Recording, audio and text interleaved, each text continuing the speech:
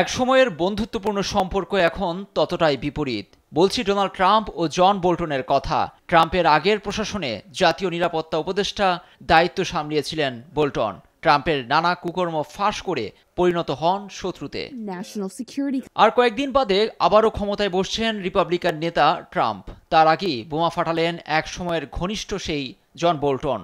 সতর্ক করে তিনি বলেছেন, ট্রাম্পের দ্বিতীয় মেয়াদে বিশ্ব বড় ধরনের সংকটের মুখে পড়তে পারে। এমনকি রিপাবলিকান নেতার ব্যক্তিত্ব ও আগের মেয়াদের শাসন নিয়ে করেন কড়া সমালোচনা। সম্প্রতি ব্রিটিশ সংবাদ মাধ্যম দ্য গার্ডিয়ানকে বিশেষ সাক্ষাৎকার দেন বোল্টন। সেখানে তিনি দাবি করেন, কোনো সিদ্ধান্তর ক্ষেত্রে ট্রাম্প বেশ দুর্বল। নবনির্বাচিত প্রেসিডেন্টের জ্ঞানের গভীরতা নিয়েও প্রশ্ন তুলেছেন সাবেক জাতীয় নিরাপত্তা উপদেষ্টা। বলেন, তথ্য উপাত্ত ছাড়াই কথা বলেন ট্রাম্প। দ্য গার্ডিয়ানকে সাবেক মার্কিন জাতীয় নিরাপত্তা উপদেষ্টা বোল্টন ট্রাম্পের সিদ্ধান্তগুলোকে এক একটি বিচ্ছিন্ন দ্বীপের সঙ্গে তুলনা করেছেন।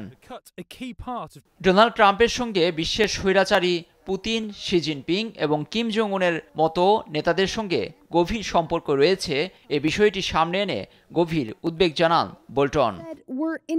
দায়িত্ব থাকাকালীন ট্রাম্পকে নিয়ে the room where it happened শিরোনামে একটি বই লিখেন জন বোল্টন, যেখানে ট্রাম্পকে একজন অজ্ঞ ব্যক্তি এবং সাধারণ ভূ রাজনৈতিক বিষয়ে জ্ঞানের অভাব রয়েছে বলে তুলে ধরেছিলেন তিনি, যে বইটি বিশ্বে আলোচনার জন্ম দেয়। লুৎফর কবির, নিউজ ডেস্ক, দেশ টিভি।